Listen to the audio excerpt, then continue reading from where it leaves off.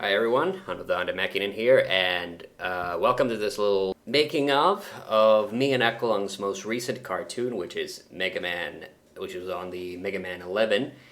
And basically, I'm gonna give a little run through of here how we went about making this particular cartoon and the various challenges that went into it.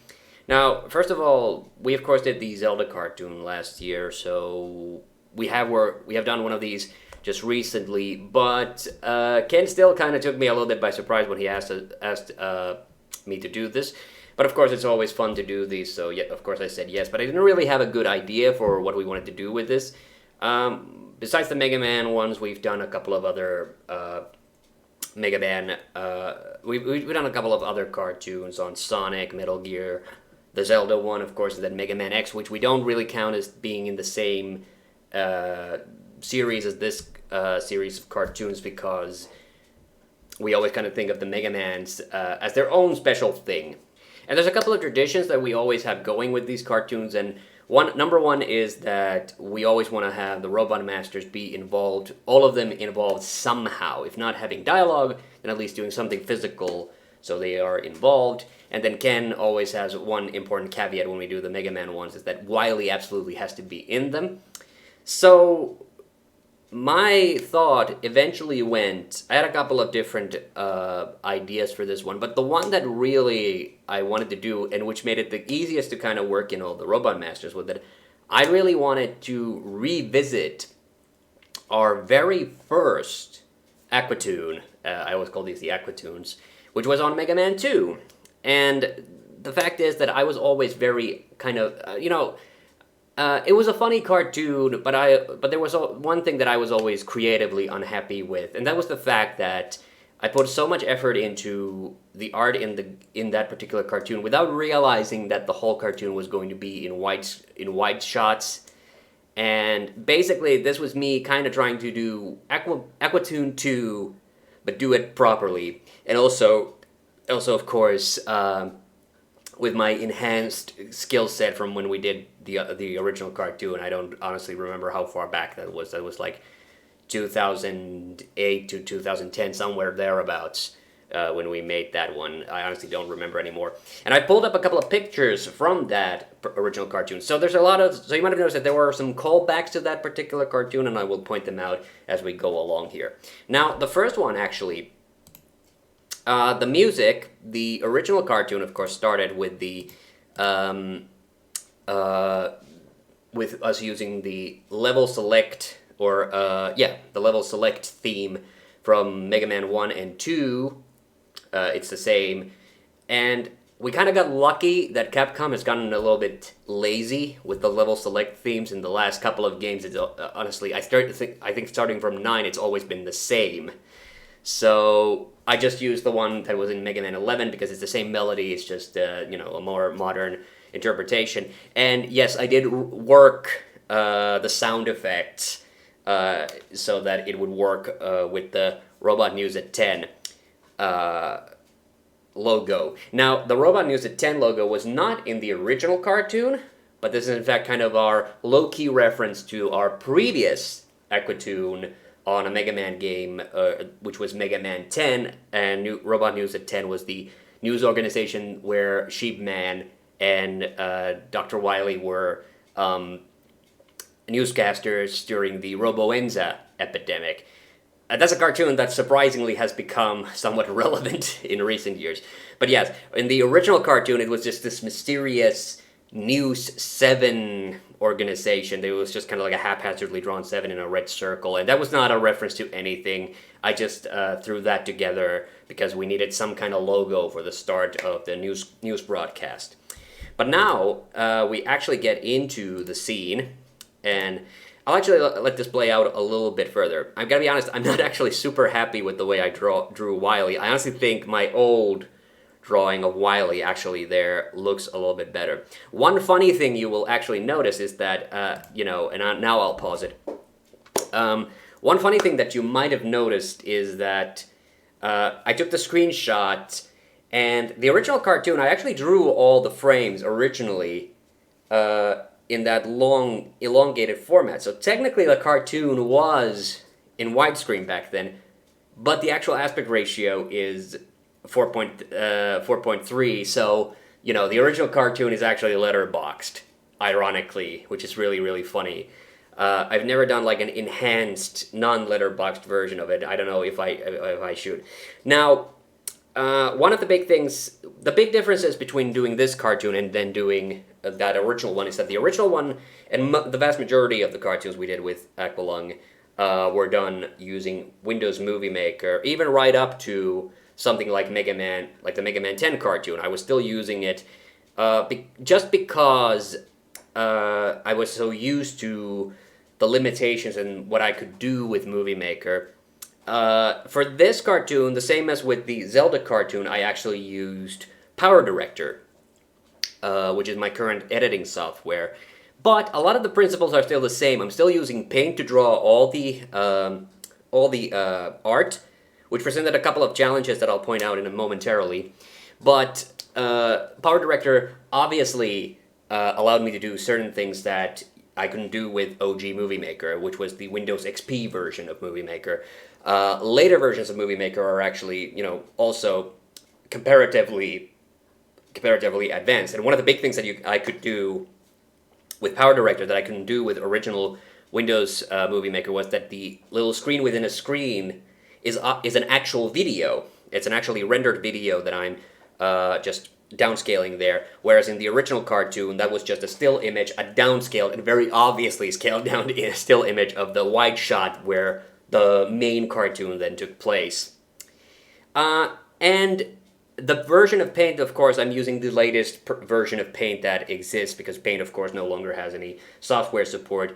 But the standard color palette for the current version of Paint, honestly, I'm not a big fan of it, and you can see that I tried my best to match the colors and the details of this scene. And like I said, I actually I think I drew Wily way better in the original. These days I use much thicker lines to draw characters when we do the cartoons, because if I have to erase something and redraw something, it's easier to cut clean through a big chunk and not be just so pedantic about little, they were literally like 1 pixel size. So, the art does look better, but it's also much lower scale and lower resolution in the original cartoon. But as for the actual line, you might have noticed, this is our first big callback that when Wily says, Aqualung is about to give us the scoop on Mega Man 2, which it's basically the exact same line until he goes, I'm having the weirdest feeling of deja vu. I actually, about the original line, I really like the way I said Mega Man 2. There's something very, it somehow works very well with like Wily's German accent. Beyond which, the only thing that this scene that I'm actually super happy with is actually I got the color of Wily's shirt is almost exactly the same, but you notice the ground's a little lighter and the back wall's not quite the same. Another thing is, like, I'm just happy with the layout of the characters. You notice that, Torchman is where Airman was originally, Tundra Man is where Flashman was originally. I've kind of flipped around the, Blockman and Crashman for the joke, which is another callback. But beyond this, yeah. And also, whenever you see Bounce Man floating around, and we did a bunch of, like, animation tests on this, and this was one of the earliest ones, so whenever you see Bounce Man in the background, it's just a transparent PNG that I'm using, that in Power Director I'm using to spin around and then occasionally like move him across like we did there. And I did different variants. We chose on that. We landed on this one because this one was both of our favorites, because it kind of looks like he's like a beach ball being like floating across the crowd there. And we're gonna see that wide shot again. I threw it in here. Yes, here we see. So let me change the picture. So now you see that it's not 1-to-1. You notice that the platform that Aqualung is actually on is now is now elevated on like a stage. And the reason I did that was because originally the idea was that I was going to show Ken walking up to the podium. That was actually supposed to be just its own scene. But then I ended up putting it into Wily's opening speech, because I needed to show the little window, obviously. So, but yeah, so this gave us an opportunity. And the thing is, there's a lot of detail here. I'll talk a little bit about the details and the problems that caused. And also, yes, we did throw in one COVID joke, which was because it was funny how it worked out that all the Robot Masters did have something covering their face except Fuse Man. And I thought, hey, wouldn't it be funny if Fuse Man had a face mask on there? And now we're already on to the next scene. So in our very earliest Robot Master cartoons, I think going up to... Actually, I think, yeah, until Mega Man 9, I had always done the voices of all the Robot Masters, but starting from 9, Ken actually started doing some of the Robot Master voices. The reason originally I did all the voices of the Robot Masters was because, of course, I had my own Robot Master cartoons that I did a long, long time ago, and so I had pre-established voices for a lot of these characters, which I then used in the Aqualung, or in the Aquatoons. But then, as we got further and further along, I hadn't used those Robot Masters as much, so I didn't have predetermined voices for them. So Ken, again, is voicing a good bunch of these Robot Masters. Torchman, Bounce Man, Fuse Man, and he did versions of the Torchman's lines where he did not have that voice effect on. And he also did the same for Bounce Man, but I really like the voice effects that he went with. They were really good, so that's why I used it. And this is not a callback, but it kind of feels like a callback to when I used to do Fireman. And Fireman, of course, his voice was just, you know, he had his that mask on, and you couldn't understand what he said. And you will also see the same picture of Aqualung flipped when we come to the Acid Man and Block Man scene, or Acid Block as I call it. But this actually is one of my favorite scenes because there's actually not a whole lot to it, but it's Ken doing both of the voices of the characters. And because there isn't really, this was kind of the tone of the, so that we had some of the Robot Masters just ask very mundane, boring questions, especially with Impact Man, then that leads to the finale joke, which is the callback to the these questions suck, no, they blow, which itself is actually a callback to another cartoon I did, which was the Robot Master football game. But this was the tone. These dialogue scenes are hard to script because it's all about the timing. It's all about this Ken's reaction and the silence that follows that completely absurd, mundane conversation. And here I threw in Bounce Man again. I actually struggled to find places to put Bounce Man in because of what happens to him, because of course he gets popped. But whenever I could find an opportunity to use him, I obviously did. Yeah. And also, notice the microphones that everybody's using. Torchman has like a traditional microphone. We don't see where the cord is going. And then Tundra Man is using like an MP3 recorder. And actually, so Blockman was kind of Blockman was standing where Heat Man was standing. So he's kind of like the torchbearer for Heat Man. But I'm tish. But he's the only one with an actual notepad. But yeah, so this is actually it's very simple, but this is actually one of my favorite scenes. And now, after this, we come to the most complicated scene. This was not the hardest scene to animate, but this was the one with the most steps and was the most complicated. So Tundra Man, the time slow-up thing, because originally I had not really thought about using the time gear in the cartoon at all. But then Ken came up with this idea. Almost all of the new ideas were Ken's, really. So I gotta give him a lot of credit for it. So Ken had this idea that Tundra Man would have this bucket list of Mega Man, Mega Man. This is a sort of callback to Flashman asking about. Is Ken going to review the rest of the Mega Man series? But Ken came up with this idea that Tundra Man was just going to have this absurdly long question, and then he was going to use the double gear to speed through it. But I thought it would be even funnier to slow it down, have Aqualung or Ken just go get a glass of water and come back. So that's where this came about. So, and actually, animating Tundra Man was really funny. The annoying part was that, of course, because none of the characters had mouths, I had to somehow have them either gesticulate like Tundra Man does there, and then he's going to throw a little pirouette. That was fun to draw. I like drawing that. Tundra Man in general was fun to draw, even though the Robot Masters, they keep having more and more detail. So I did have to use reference art for this. I've had to use reference art for pretty much all the Robot Master cartoons going back to 7, because those are the Robot Masters that I've drawn the least, obviously, because I hadn't used them in my cartoons as much.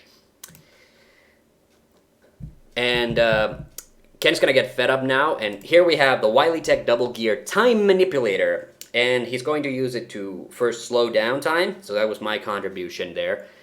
And then you notice that there's actually 2 buttons on it. There's the fast forward and the retry button. And originally, how I had planned this cartoon was that after Ken goes and gets his water, it's basically the same punchline that he presses the retry button, and then just time resets. And it was originally going to be that, and Tundra Man's just going to be standing there confused, and then Ken is just going to answer the question. But then Ken actually retorted to me and said, wouldn't it make more sense for me to fast forward through the question? And because I had bothered to because I decided if it's going to be the double gear, I better have both of the buttons for the double gear. But originally, and I had actually drawn those scenes of him hitting that retry button, but then I thought, well, fine, it makes a little bit more sense. So, these flashing effects, so this is just a filter that I've thrown over the scene, and I actually animated this slowed version of the pirouette with the fades separately and inserted it here. So we did that, and because the gears are not shining, you can tell that I added that after the fact. It's the exact same effect as Bounce Man, but with these 4 gears all around. I actually tried to... and this is not how the double gear looks in Mega Man 11. I was probably inspired by some other video game. I can't for the death of me remember what it was. Oh, also, forgot to point out about the freeze frame there of the original cartoon, that you notice that the background color is the exact same, and I actually had to copy it from the cartoon because I could not get it. I could not like pin it down in the new paints color palette. I'm sure it's somewhere in there, maybe as one of the other presets if you have the extended palette. But I decided I'm just gonna make a little shortcut here for myself and just copy and paste the original background color. Now, so here we have here we have our little Proto Man cameo, and I can't believe it took us until Mega Man 11 to finally get Proto Man into one of these. But I think we never wanted to use Proto Man just because he's not really funny. I mean, we've always suggested his presence in like the Mega Man 3 cartoon and even in the Mega Man 5 cartoon, but we never actually showed him. So now we had a water cooler cameo. This is actually kind of like Mega Man 8 a little bit. And there, unfortunately, this is the thing about this effect. I've always wanted to do this blurry effect because in Mega Man 11, when you use the time gear, you know, it does have this blurry effect, or everything it becomes a little bit blurry. But this one's a little bit exaggerated, and unfortunately, you can no longer really read the sign that's back there. That was another in-joke I wanted to include, which is, it says, "Help stop Robo-Ends that get vaccinated." And unfortunately, with the shiny effect, you can no longer really read it. And there's also, actually that gear is covering it up. There's like a green cross underneath that, like a health symbol. And also, you will notice that I don't actually show Ken Aqualung talking. Ken, of course, is, Ken is Ken. But we have actually agreed that his character in these cartoons, he's always called Aqualung, or Mr. Aqualung. So there's a lot of fine details here that you probably will not notice. You will notice that the transparent plastic cup is going to disappear, the water level is going to come down.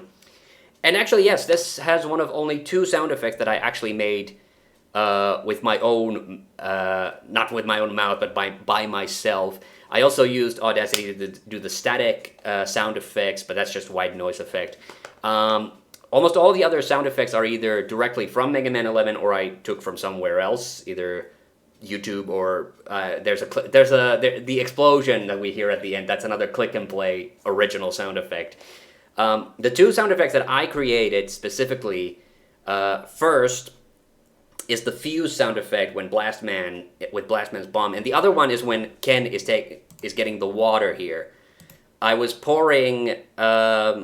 I filled a tiny bottle of Dr. Pepper with water, and I poured it into a cup, and that was the sound effect. That's the extent of this Foley magic in this scene. But you notice that I did try to fob, if you will, dialogue a little bit by not animating actual character speech, but having them do something while they're talking, because I did not want to stop to animate Ken just talking to Proto Man.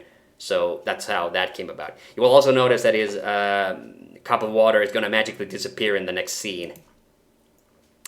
And here we go with the time fast forward. And originally all those gears, I also did an animation test for the gear effect here. Originally those gears were all white, but I knew I wanted to change the color for the finished cartoon. So, and because the time slowdown is red, or pinkish, or kind of pinkish red, I made the gears red. And now for the fast forward, originally I had them as red, but they didn't look right, so I changed it to light blue, so that looked appropriate.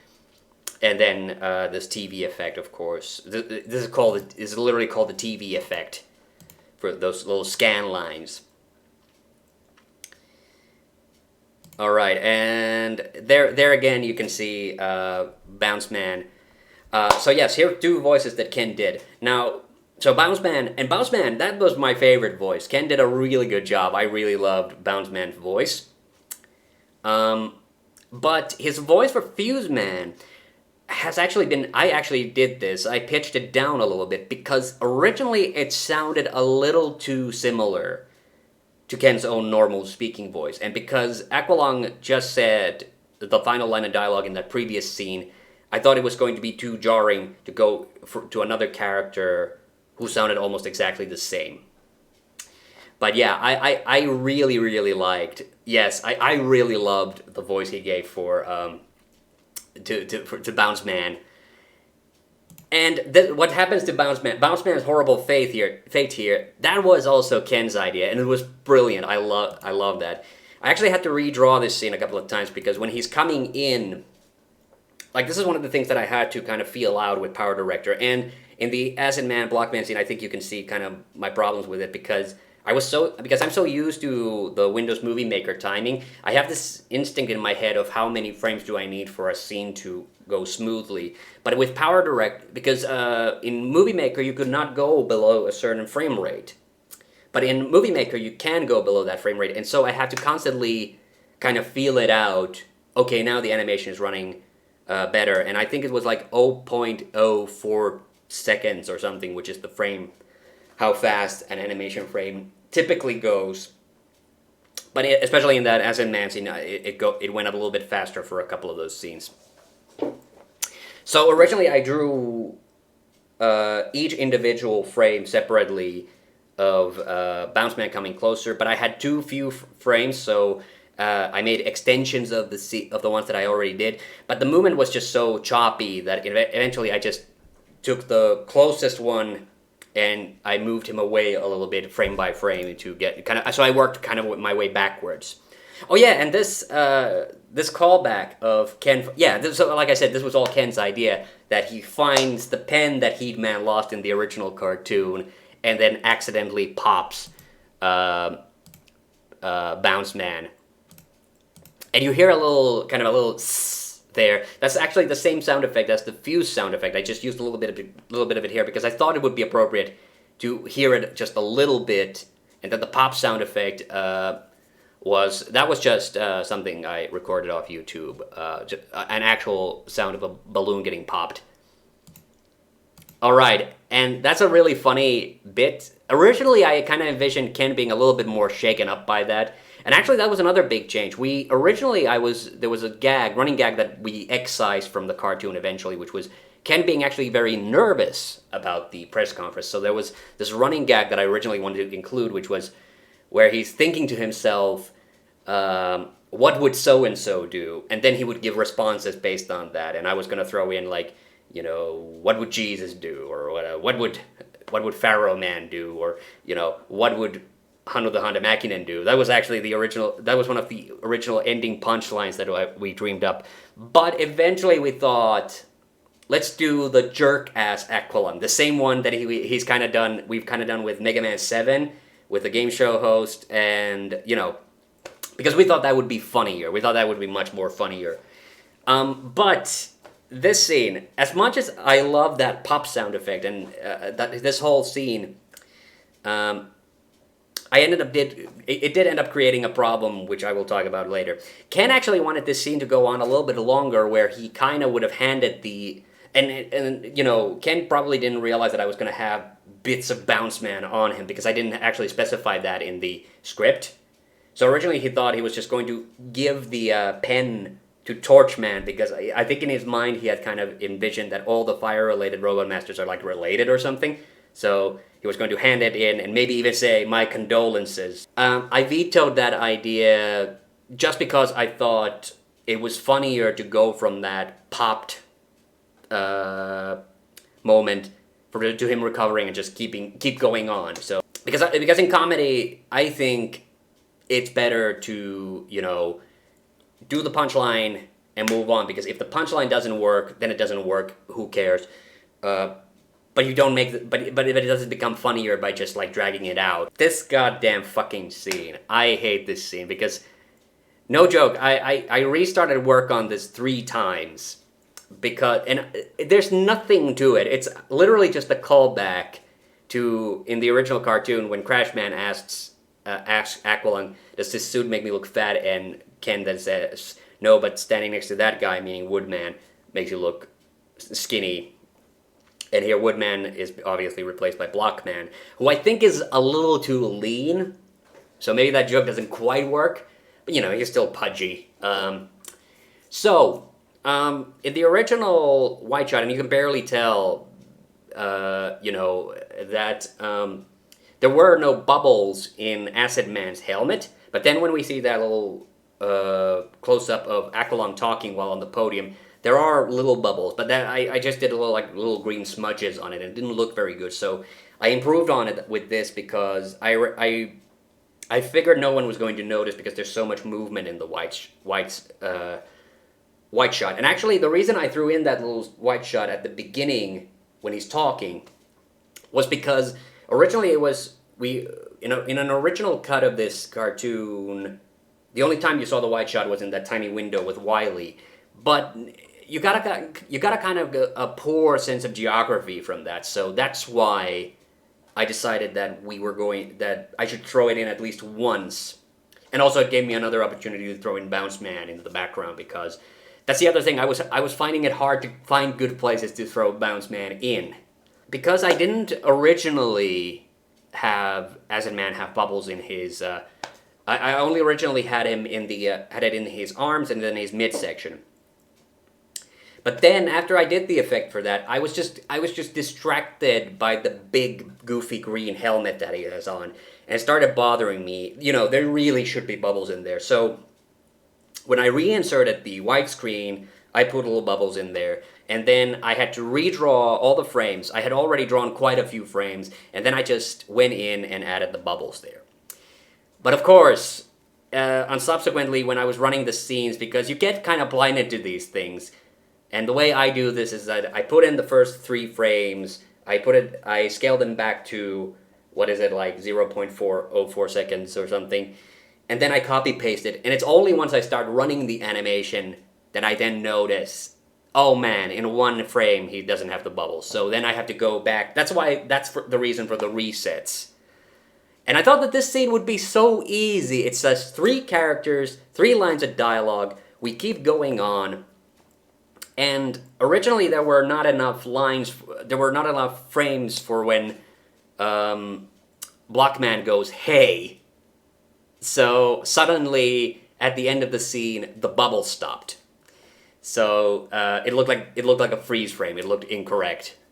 And also, yeah, but there's a couple of little funny details again. So Blockman's the only one who's still using a traditional pen and paper. And the thing in Acid Man's hand is supposed to be like a kind of a jokey 90s voice recorder. Not any specific model, but that was the idea. That's why I chose the kind of goofy colors for it and everything. You know, there's these little details if you care to pay attention to them. So, the bubbles. Yeah, so the bubbles were the first hiccup and why I had to keep redrawing this. And then, only very, very late in the game, I realized, oh crap, this scene comes after the Bounce Man scene. And I just sprayed, you know, there's supposed to be bits of Bounce Man on Ken, or on Aqualung. And so I realized, oh crap, I have to at least put in now a couple of frames of him wiping it off the podium, and then he wipes that one off his arm. You notice that the one in his hair just magically disappeared, just like the glass of water, but you know, it goes by so fast, nobody's gonna notice. But I realized I have to do at least, that was the bare minimum I had to do in order for the scene's continuity to make any kind of sense, and you can barely tell. And actually, yeah, I had two opposite problems. At first, I didn't have enough frames for Blockman's line, so I added a bunch more.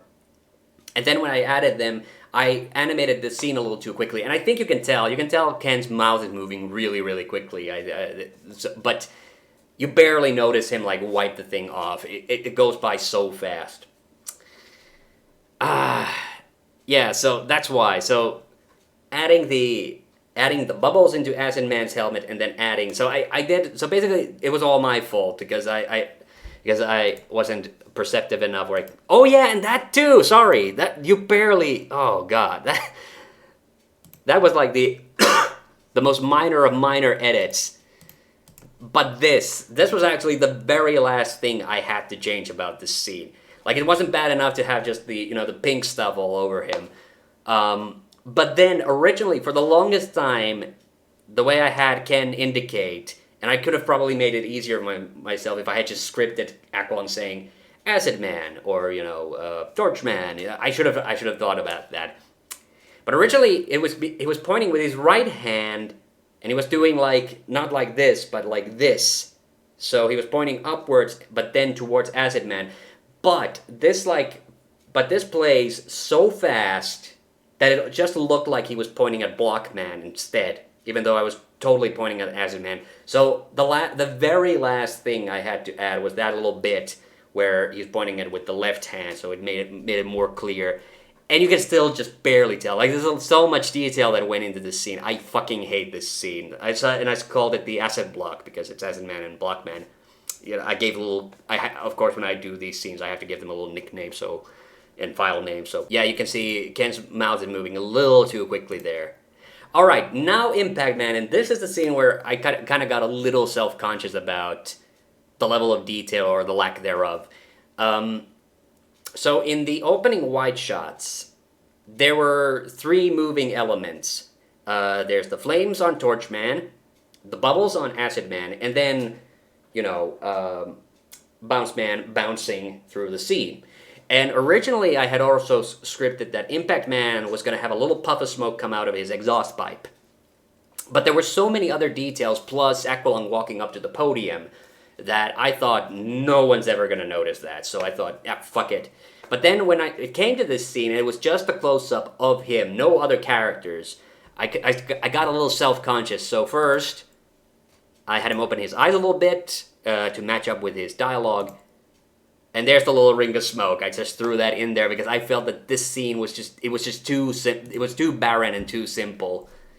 And we didn't discuss what the question was, but we agreed that Impact Man, that for the joke to make sense, it had to be something completely mundane and boring. And I think originally at some point I was thinking of doing. Did anybody see where my pen went again? But then I just thought of, well, what if he asked, like, does he like puppies? And that motivates us into Blastman coming in. I was actually worried if you can tell that Blastman wasn't in, like, the original trio, because Airman was there from the beginning, and then he just turns around at the end. And it was fortunate that we had an explosive that worked the whole blow thing. And actually, this is one of my favorite things to animate, is the little fuse on the and yes, I was definitely channeling a little bit of my Hornet Man / Cut Man voice, which is my creepy Peter Lorre voice when I do this. No, they blow, because Airman for no reason had a French accent in my original. There was no reason for it. I was I guess I was just because Airman first appeared in the football cartoon. That's where the suck blow joke comes from. So I guess I was just kind of hard pressed for new voices. And I thought, I threw that in that little giggle. And I don't know if Ken caught this or anything. I was also a little inspired because there's this really funny mashup of Beavis and Butthead with the Dick animated Zelda cartoon that he showed me. And I was a little inspired by that, but you know, I didn't go for the full Beavis. It was more the same, just kind of creepy giggle. But yeah, so the fuse, the sound of the fuse, I made that with my mouth. And this explosion, I think, is one of the perfect. I am so fucking proud of myself for that explosion. That has got to be one of the best looking explosions I have ever done, because I remember another cartoon, which was the Mega Man 3 cartoon. We had a big explosion with Sparkman when he was trying to get one of the snakes off Aqualung in that one. And we did a big explosion. I was never really happy with it. And then I was kind of envisioning like a dust cloud parting ways. But I was just so not impressed with my explosion that I just I kind of did a lame cutaway, like a few seconds later, and then it was Ken coughing up a storm.